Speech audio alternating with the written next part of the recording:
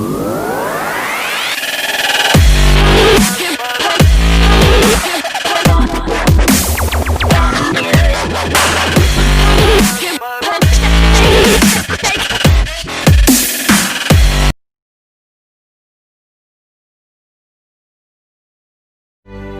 हैं भरत जी, अपने क्लास के पिछले 4 सालों के टॉपर, और अभी अभी 10th में इनका 80% है। वैसे तो इनके कुछ मित्र हैं, पर सबसे अच्छा मित्र इनका है ये सभी किताबें। ये अपनी पढ़ाई और इन किताबों से उतना ही मोहब्बत करते हैं जितना दशरथ मान जी अपनी पत्नी फगुनिया से। वह उसकी याद में उस पहाड़ को तोड़ दिए थे, तो इन साहब का भी ख्वाब है UPSC तोड़ने का, और अभी ये कर रहे हैं 12th की तैयारी। और तभी अचानक इनके जीवन में लॉकडाउन का प्रवेश होता है, और इन्हीं लॉकडाउनों से परेशान इनके माइंड में बहुत दिनों से ये ख्याल आ रहा था, और जिसे घर की परिस्थितियों को देखकर अपने भाई से ये नहीं कह पा रहे थे। और आज पूरी हिम्मत जुटाकर अपने भाई से, भाई लॉकडाउन लगा है, सब क्लासेज ऑनलाइन होने लगी है। मेरे एक मोबाइल 10,000 रुपये दो ना, मैं खरीद सब मेरे क्लासेस के फैन खरीद लिए। सब मोबाइल खरीद लिए तो कहाँ से मोबाइल में पैसा है? तुम देख रहे हो ना, सब्जी लाने के लिए एक दिन सोचना पड़ा है कैसे सब्जी आए, और तुम मोबाइल मांग रहे हो।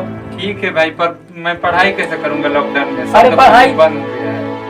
तो बंद हो गया तो उसी में तो करना पड़ेगा। हम लोग कहाँ से पैसा लाए? देखो तो अब काम भी बंद हो गया है, तुम तो देख रहे हो। मेरा फ्रेंड का कलू का मोबाइल खरीदा गया, मैं नहीं जानता हूँ।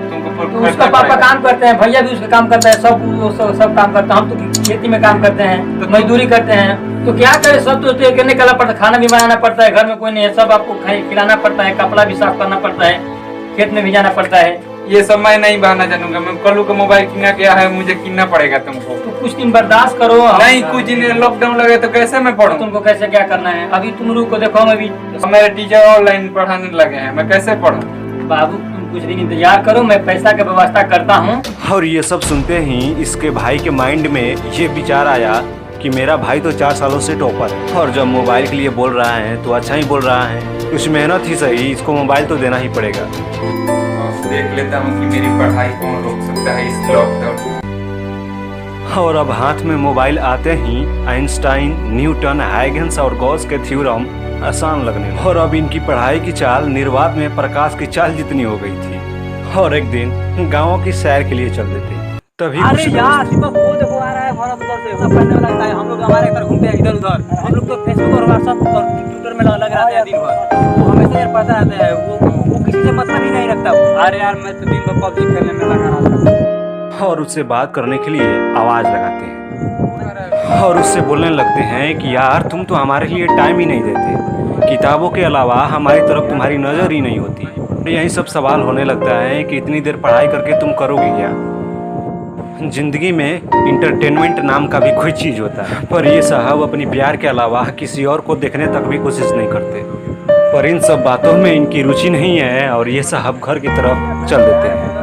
तभी ये दोस्त इनसे जिद करने लगते हैं कि अपनी पढ़ाई के बारे में बताओ मुझे थोड़ा सा।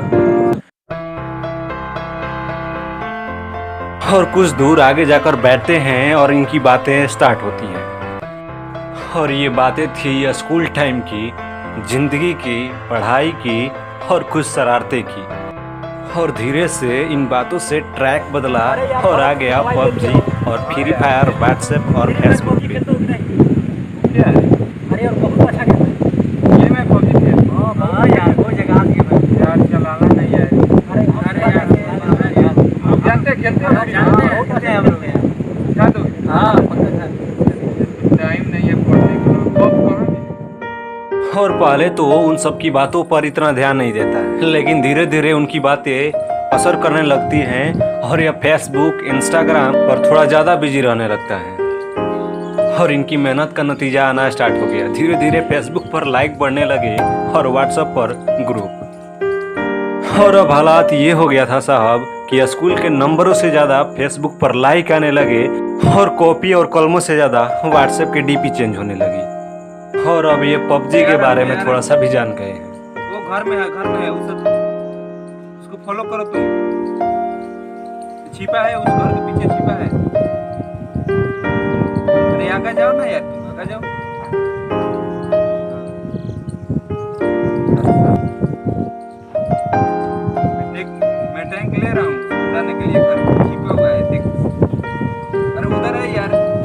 मत जाओ।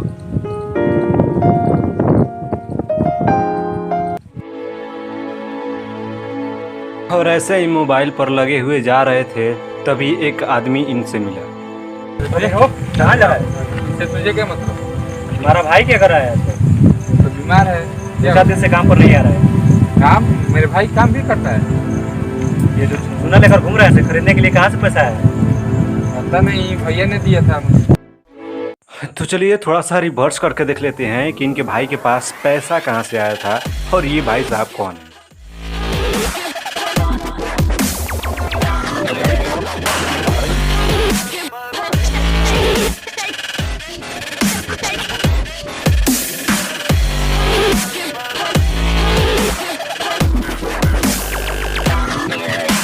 बाबू तुम कुछ दिन इंतजार करो, मैं पैसा का व्यवस्था करता हूँ।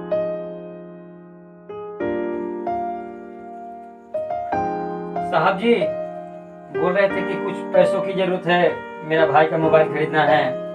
बोल रहा था कि भैया सब क्लासेस ऑनलाइन हो चुका है और घर पे ही से सब मोबाइल से सारे उसके दोस्त मोबाइल ले लिए हैं और मोबाइल से ही पढ़ेगा, तो उसके लिए कुछ पैसों की जरूरत थी, तो आप मेरा कुछ मदद करते हैं। कितना रुपये चाहिए? जी 10,000 रुपया चाहिए था कि बड़ा वाला मोबाइल लेना है ना उसको, ये उसमें सब जो दिखता नहीं है ना, बड़ा वाला मोबाइल में सब होता है ना, क्या बोलते हैं एंड्रॉइड कैसे बोलते हैं ना, उसको यही बोल रहा था कि भैया तो 10,000 में होगा, तो आप कुछ मदद करते मेरा।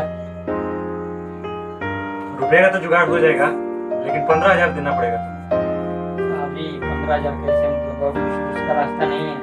दूसरा ऑप्शन भी है एक तुम्हारे लिए। क्या है सर?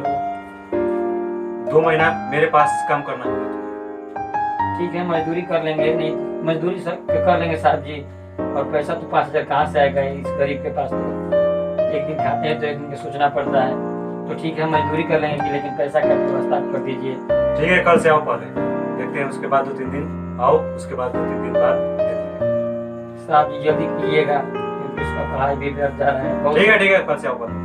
बहुत उम्मीद लगाए रखे। ठीक है।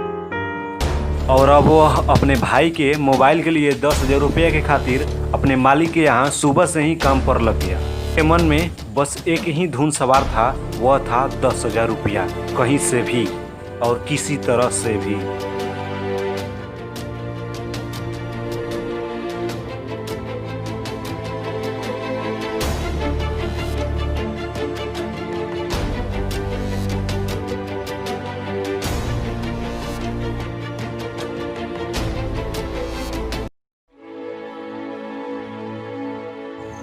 जाकर बोल देना उससे 2-4 दिन से नहीं आ रहा है, और नहीं आएगा तो तुम्हें आना पड़ेगा। या तबीयत कैसी है तुम्हारी?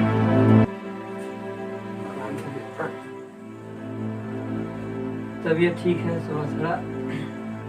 अपना बताओ क्या हुआ, पढ़ाई कैसी चल रही है? ठीक चल रही पढ़ाई। मोबाइल के लिए पैसा तुम कहाँ से ले आए थे? अरे छोड़ो ना, तुम अपना पढ़ाई पर ध्यान दो, पैसा तुम पढ़ो, तुम आगे बढ़ो, पढ़कर बस मेरे लिए यही काफी है। ये मत सवाल करो कि कहाँ से आया कैसे आया, बस। वो कल भेटाए थे, कह रहे थे कि काम पर नहीं आ रहा। क्या कर रहे हो तुम? काम भी करते हो? कौन बोल रहा है? एक बताए थे आदमी। नहीं तुम अपना काम करो, पढ़ने दो भाई, पढ़ो अच्छा से, तुम इसका चिंता मत करो, मैं हूँ ना, तुम पढ़ो।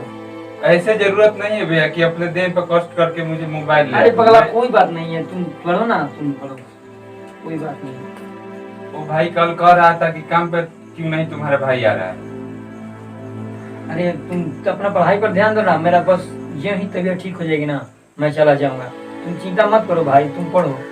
नहीं भाई तुम आराम कर लो, मैं ही 2-4 दिन चला जाता हूँ। अरे पगला तुम्हें कष्ट करने की कोई जरूरत नहीं, बस मेरा तबीयत ठीक होगा ना, मैं चला जाऊंगा, तुम पढ़ो।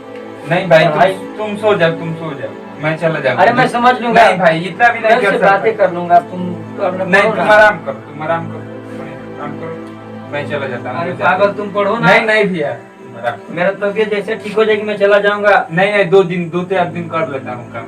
ठीक है खाना खा लो। अच्छा खा लो। जो 4 दिन का काम बचा था निपटाने के लिए ये भाई साहब चल दिए, और अब इस काम को करते ही इन भाई साहब के माइंड में ये आ गया था कि मेरा भाई ने कितना मेहनत करके मुझे एक मोबाइल दिया था और मैंने पूरी साल किसी दूसरे का डीपी, किसी दूसरे का अकाउंट, फ्री फायर और पबजी खेलने में बिता दिया। और इस काम को करते ही इतना गुस्सा आ रहा था कि जैसे जलालुद्दीन अकबर ने अनारकली को दीवार में चुनवाया था, वैसे मैं भी अपने आप को उस दीवार में चुनवा लूँ। और पबजी, फेसबुक और व्हाट्सएप का नतीजा ये होता है कि भाई साहब ये 12th में फेल हो जाते हैं। अब तुम्हारी तबीयत पहले से कैसी है? ठीक है, अपना बताओ कहाँ जा रहे हो?